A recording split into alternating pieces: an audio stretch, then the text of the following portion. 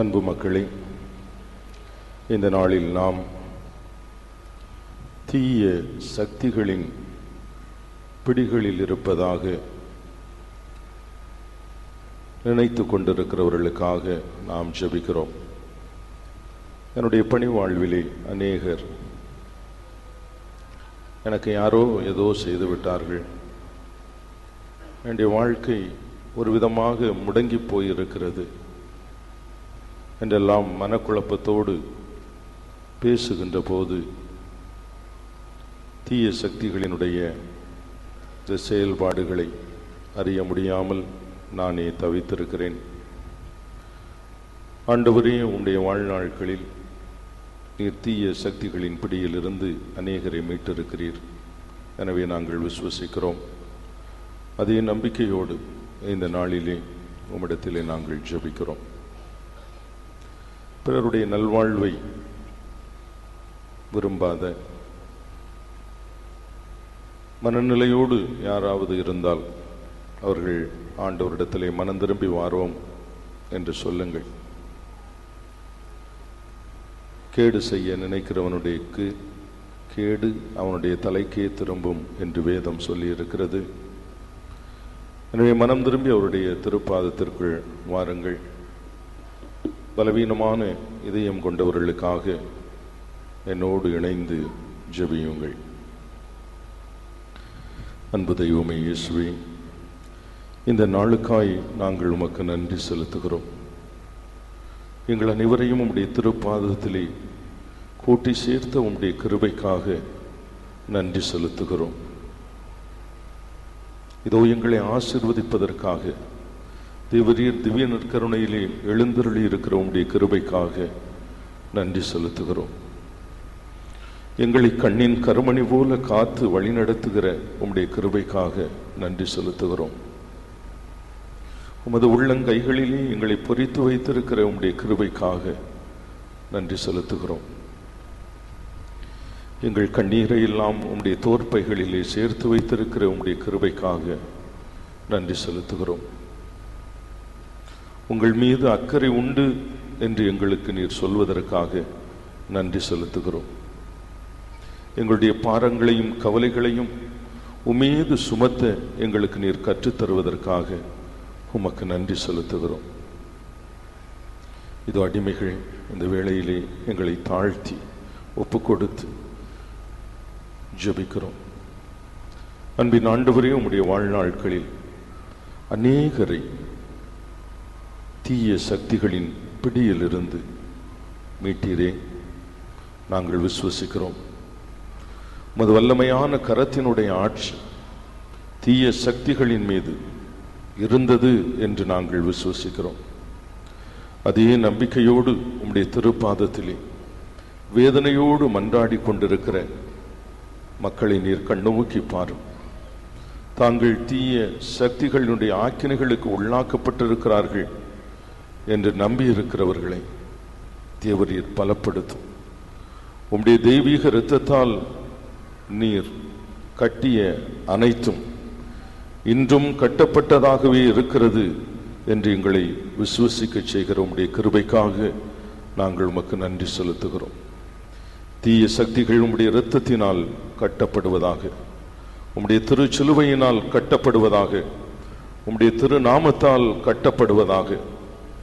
பிறருக்கு தீய சக்திகளை துணைக்கு அழைத்து தீங்கு வருவிக்கிற இதயம் கொண்டவர்களை நீர் திருத்துவீராக.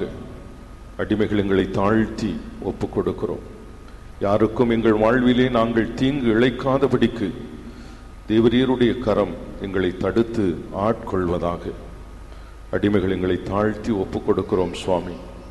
தீய சக்திகளினுடைய கட்டுக்கு உள்ளாகி இருக்கிற உம்முடைய பிள்ளைகளை இன்றைக்கு விடுதலை செய்வீராக. அடிமைகள் எங்களை தாழ்த்தி ஒப்பு கொடுக்கிறோம். தீய சக்திகளுடைய கட்டுக்கள் அனைத்தும் உம்முடைய தெய்வீக நாமத்திலே இந்த இடத்திலே உடைக்கப்படுவதாக. பலவீனமான இதயம் கொண்டவர்களை தேவரீர் நீதி நிறைந்த உம்முடைய கரத்தினால் தாங்குவீராக. இவ்வாறு நாங்கள் உமக்கு மட்டுமே என்றும் பணிந்திருக்க எங்களுக்கு கிருபை செய்வீராக. அடிமைகள் எங்களை தாழ்த்தி ஒப்பு கொடுக்கிறோம். உம்முடைய ஆசீர்வாதமும் உம்முடைய பாதுகாப்பும் எங்களோடு இருப்பதற்காக நன்றி. எங்களுடைய வாழ்க்கை உமது பொறுப்பில் இருப்பதற்காக நன்றி. தீய சக்திகளுடைய ஆதிக்கத்தை எல்லாம் தேவரீர் ஒடுக்கி வைத்திருப்பதற்காக நன்றி.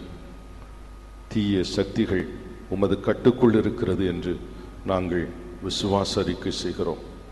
எங்களை ஆசீர்வதித்தருளும். தீய சக்திகளிலிருந்து எங்களை காத்தருளும். என்றென்றும் என்றென்றைக்குமாய் வாழ்ந்து ஆட்சி செய்கின்றவர் நீரே. ஆமென். இயேசுவின் திரு இருதயத்திற்கு குடும்பங்களை ஒப்புக் கொடுக்கிற ஜெபம். இயேசுவின் திரு இருதயமே, கிறிஸ்தவ குடும்பங்களுக்கு தேவரீர் செய்து வரும் சகல உபகாரங்களையும் சொல்ல முடியாத உமது நன்மைத்தனத்தையும் நினைந்து நன்றியறிந்த பட்சத்தோடு உமது திருப்பாதத்தில் சாஷ்டாங்கமாக விழுந்து கிடக்கிறோம். நேசமுள்ள இயேசுவே, எங்கள் குடும்பங்களில் உள்ள சகலரையும் உமக்கு ஒப்புக் கொடுக்கிறோம். தேவரீர் எங்களை ஆசீர்வதித்து இப்போதும் எப்போதும் உமது திரு இருதய நிலையில் நாங்கள் இளைப்பாறச் செய்தருளும். தவறியங்களில் யாராவது உமது திரு இருதயத்தை நோகச் செய்திருந்தால் அவர் குற்றங்களுக்கு நாங்கள் நிந்தை பரிகாரம் செய்கிறோம். உமது திரு இருதயத்தை பார்த்து எங்கள் பரிகாரத்தை ஏற்றுக்கொண்டு அவருக்கு கிருபை செய்தருளும். இதுவும் அன்றி உலகத்தில் இருக்கும் எல்லா குடும்பங்களுக்காகவும் மன்றாடுகிறோம். பலவீனர்களுக்கு பலமும், விருத்தாப்பியருக்கு ஊன்றுகோலும், விதவிகளுக்கு ஆதரவும், அநாதை பிள்ளைகளுக்கு தஞ்சமுமாயிருக்க தயபுரியும். ஒவ்வொரு வீட்டிலும் நோயாளிகள், அவஸ்தைப்படுகிறவர்கள் தலைமாட்டில் தேவரீர் தாமே விழித்து காத்திருப்பீராக. இயேசுவின் இரக்கமுள்ள இருதயமே, சிறு பிள்ளைகளை நீர் எவ்வளவோ பட்சத்தோடு நேசித்தீரே. இந்த விசாரணையில் உள்ள சகல பிள்ளைகளையும் உமக்கு ஒப்புக் கொடுக்கிறோம். அவர்களை ஆசீர்வதியும். அவருடைய இருதயத்தில் விசுவாசத்தையும் தெய்வ பயத்தையும் வளரச் செய்யும். ஜீவிய காலத்தில் அவர்களுக்கு அடைக்கலமாகவும் மரண சமயத்தில் ஆறுதலாகவும் இருக்கும்படி உம்மை மன்றாடுகிறோம். திவ்ய இயேசுவே, தலைமுறை தலைமுறையாய் உமது திருச்சிநேகத்தில் ஜீவித்து மரித்து நித்திய காலமும் எங்கள் குடும்பம் முழுவதும் உம்மோடு இளைப்பாற கிருபை புரிந்தருளும் சுவாமி. ஆமென். திருத்தந்தையும் கட்டினபடியாகவும் ஆயர்களின் ஆன்ம சரண்மைக்காகவும் பங்கு தந்தையின் ஆன்ம சரண்மைக்காகவும் திருமந்திர மக்களின் ஆன்ம சரண்மைக்காகவும் செய்யும் தொழில் விருத்தியடைபடியாகவும் வியாபாரம் முன்னேற்ற அடைபடியாகவும் இந்த வழிபாடுகளோட ஆன்ம சரண்மைக்காகவும் நிறைவு ஆசீர்வதிக்கும்படியாகவும் கடலிலும் கரையிலும் தொழில் விருத்தியடைபடியாகவும் சமுத்திரத்தில் மீன்பாடு உண்டாகத்தக்கதாகவும் சமுத்திரத்தில் யாத்திரார்கள் நாட்கள் நினைத்த கரை சேரத்தக்கதாகவும் வெளிநாடு கப்பலில் வேலை செய்ய ஆன்ம சரண்மைக்காகவும் தோணி தொழில் விசைப்பட நாட்டு தொழில் முன்னேற்ற அடையும்படியாகவும் இளம் பெண் நலவரம் நம்பும்படியாகவும் குழந்தை பாக்கியம் கிடைக்கும்படியாகவும் மழை பெய்யும்படியாகவும் விவசாயம் முன்னேற்ற அடையும்படியாகவும் உலக சமாதானம் நிலவும்படியாகவும் பரலோகத்தில் இருக்கிற எங்கள் பிதாவையும் நாம் அச்சுப்பதாக நம்முடைய ராட்சிய வருகை உம்முடைய சித்தம் பரலோகத்தில் செய்து பலபலத்திலும் செய்யப்படுவதாக.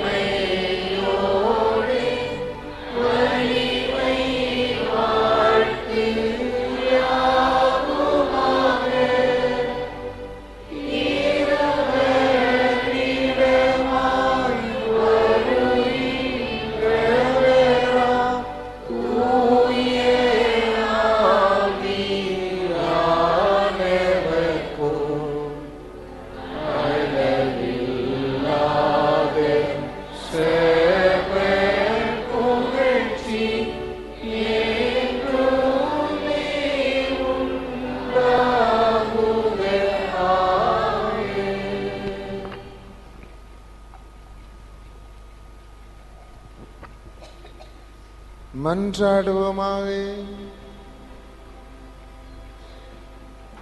இறைவா, இந்த வியப்புக்குரிய திருவருள் சாதனத்திலே உம்முடைய திருப்பாடுகளின் நினைவை எங்களுக்கு விட்டு சென்றி உமது திருவுடல் திரு இரத்தம் இவற்றின் மறைபொருளை வணங்கும் நாங்கள் உம்முடைய மீட்பின் பலனை இடைவிடாமல் அனுபவிக்க அருள் புரியும். என்றென்றும் வாழ்ந்து ஆட்சி செய்கின்றவர் நீரே.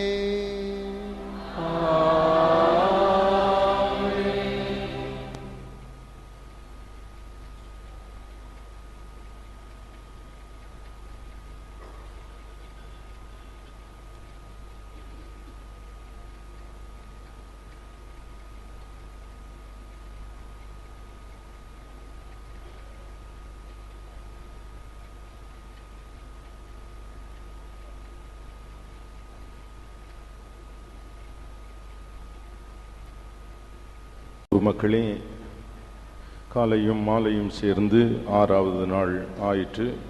ஆண்டவர் அனைத்தையும் 6வது நாள் எப்படி கண்டார்?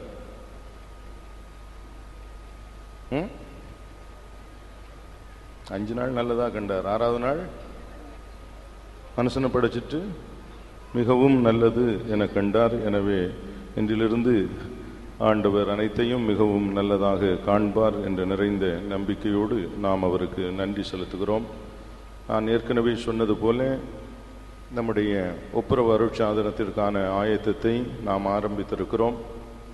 நேற்று நான் ஒரு குறிப்பிட்ட விஷயத்தை உங்களுக்கு சொன்னேன். வெளியே பார்க்காதீர்கள், உங்களுக்கு உள்ளே என்ன செய்யுங்கள், பாருங்கள், ஆயத்தத்தை ஆரம்பியுங்கள் என்று. இன்றைக்கு பாவசங்கீர்த்தனம் பண்ணுவதற்கு முன்பாக 2வது குறிப்பு, எல்லா பாவத்திற்கும் ஒரு சமூக பரிமாணம் உண்டு. நம்ம அநேகர் அதை மறந்து போகிறோம். நமக்கு சில காரியங்கள் பாவமாக இருக்கிறது, இன்னமும் அதையே தான் என்ன செய்து கொண்டே இருக்கிறோம், சொல்லிக்கொண்டே இருக்கிறோம்.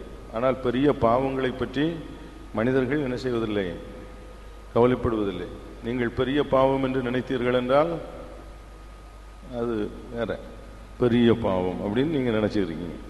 நான் இன்றைக்கு ஒரு பெரிய பாவத்தை உங்களுக்கு சுட்டி காட்ட விரும்புகிறேன். அதன் அடிப்படையிலே நீங்கள் யோசித்து பார்க்க வேண்டும் என்று விரும்புகிறேன்.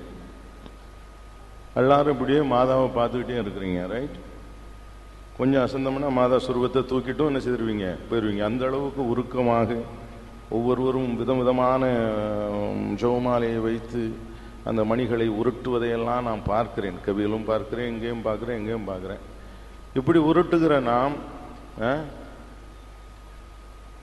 எப்படி 1 கிலோ தங்கம், 3 காரு, 2 வீடு என்று சிறிதனம் கேட்க முடியும்?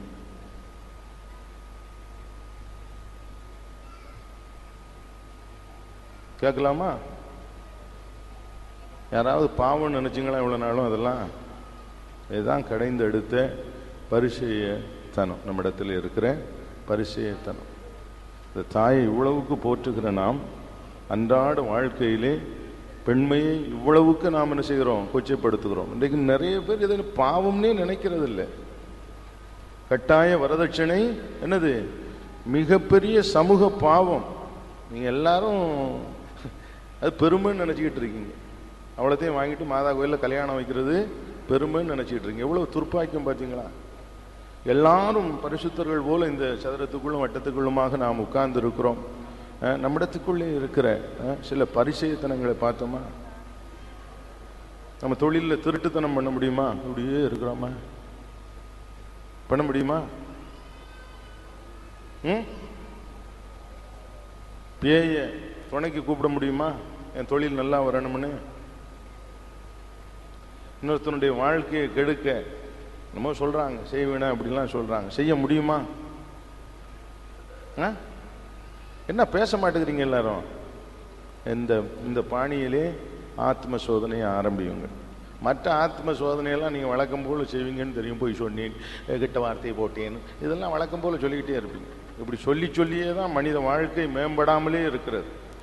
நம்முடைய பக்தி, நம்முடைய விசுவாசம் நம்மை வாழ்க்கைக்கு என்ன செய்யறதில்ல, எழுக்கிறதில்லை. நம்ம அநேகர் இதெல்லாம் சரின்னு நினைச்சிட்டு இதை நியாயப்படுத்துவதற்கு ஒரு முகமுடிகளாக இப்படிப்பட்ட காரியங்களை வைத்திருக்கிறோம். இந்த பார்வையிலே, நான் சொன்ன இந்த பார்வையிலே தயவு செய்து சிந்தித்து பாருங்கள். சமூக பார்வை, நம்மிடத்தில் இருக்கிற அந்த இரட்டை மனோபாவம் அடிப்படையிலே சிந்தித்து பாருங்கள். ஆத்ம சோதனையை ஆரம்பியுங்கள்.